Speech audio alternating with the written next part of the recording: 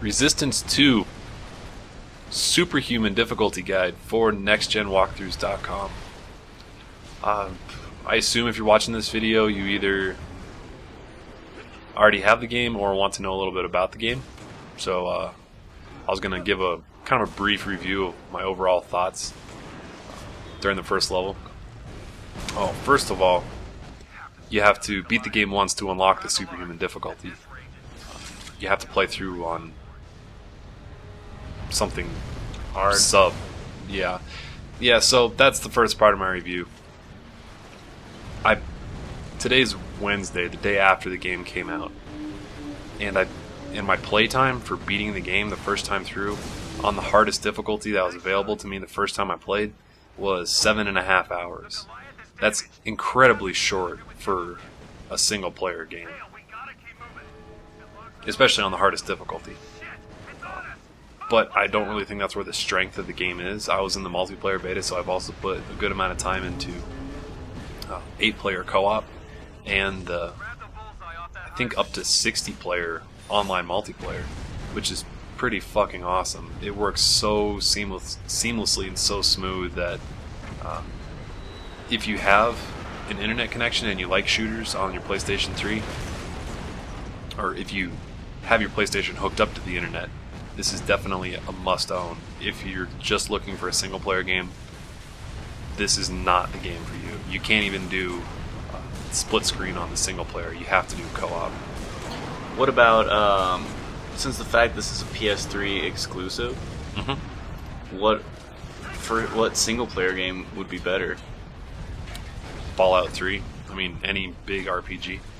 First-person shooter, though? Oh, first-person. Yeah, Fallout 3 is a first-person shooter. I guess. I mean, this game was incredibly short. The story was so. Nathan Hale, the main character, does a lot more talking in this game than he did in the first game, and it certainly doesn't help his character much. He kind of comes off as a jackass. And the supporting characters are all pretty stupid and just not entertaining. The action's fun, like the levels are fun, the level design's really good. There's a lot of really cool weapons. This pistol that I'm using right now, it's like a explosive Magnum, something like that. And the secondary fire on it, when you hit someone with the primary fire, explodes, or makes the little flare explode. So, and it's got a lot of the same weapons from the first game. So the weapon variety is good. The levels are good. It's just not that long. Not much else you can say, but the depth in this game, like I said before, is really in the multiplayer. So, yeah, I'm going to be playing this game for a long time, maxing out all the levels for co-op, or all the 3 different character classes for co-op, and playing a lot of multiplayer. So you think the experience aspect of the game is going to add a lot of replay just for the multiplayer? Yes, definitely. If you've played Call of Duty 4 before, this game takes all of the best things from Call of Duty 4 and gives it its own little flavor, I guess.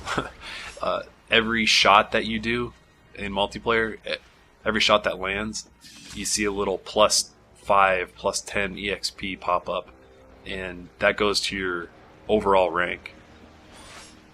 And when you rank up, you unlock new things, new weapons, new perks. It's very similar to Call of Duty 4, especially in how you're going to be looking down your sights a lot in this game. Unlike the first game, which was much more fast-paced, much more run and gun, where you can just fly through the air, jump up and down, and get headshots like crazy. More of an Unreal Tournament 3 style, where it's speed over tactics. Yeah, this game's still pretty fast, but it does require some more strategy, I think, for multiplayer. But yeah. So yeah, you recommend this game highly for multiplayer fans. Right. This is an excellent game for multiplayer, especially with the dedicated hosts. Anybody that plays a lot of online console games, you know how fucking frustrating it can be when you're playing Call of Duty 4 and you can't get everybody into your party because of weird connection problems, or you can't, or you get into a game and the connection sucks because the host is lagging or something like that. All the multiplayer is on dedicated PlayStation 3 hosts, servers. So it's always a really good connection. There isn't one like Superhuman player in the game that just flies around and doesn't take bullets because what he's seeing is like a couple seconds ahead of what everybody else is seeing. Mm-hmm. So you haven't had any problems? No, not at all. In the beta there were some problems, but I think they fixed them. Awesome. At least that's what I've seen and read.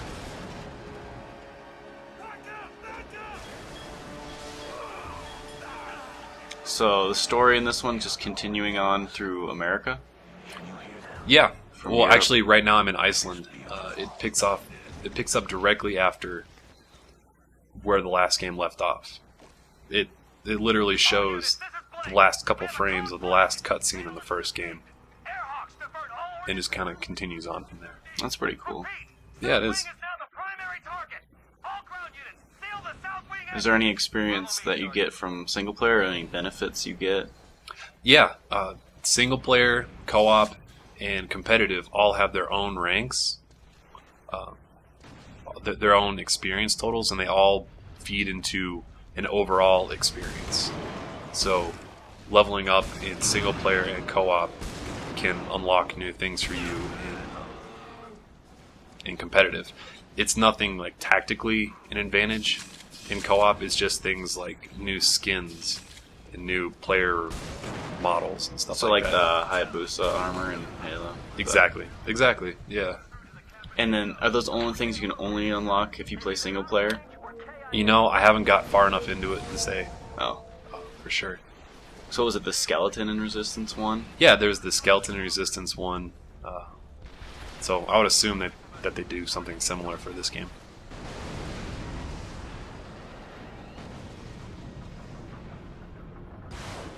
So right now you have to shoot those big engines off the back of the Lark. With the Lark? No, with the Lark. With the rocket launcher. The back of the big spider thing.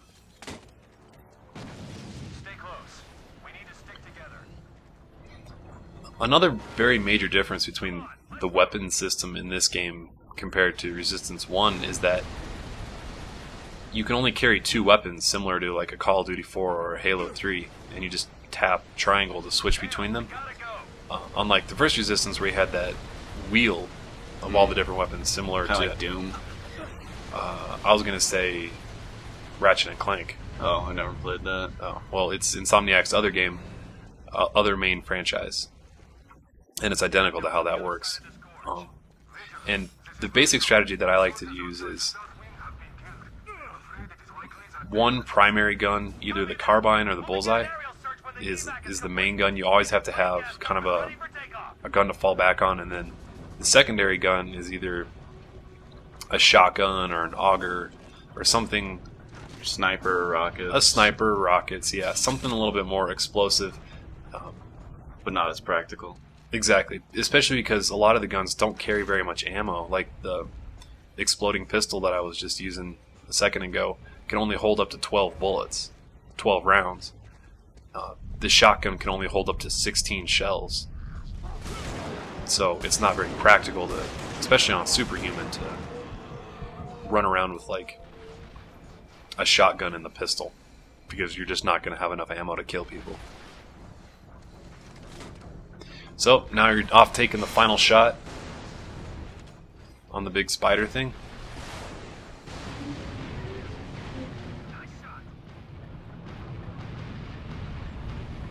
And that is the first level of the game of Resistance Rise of Man?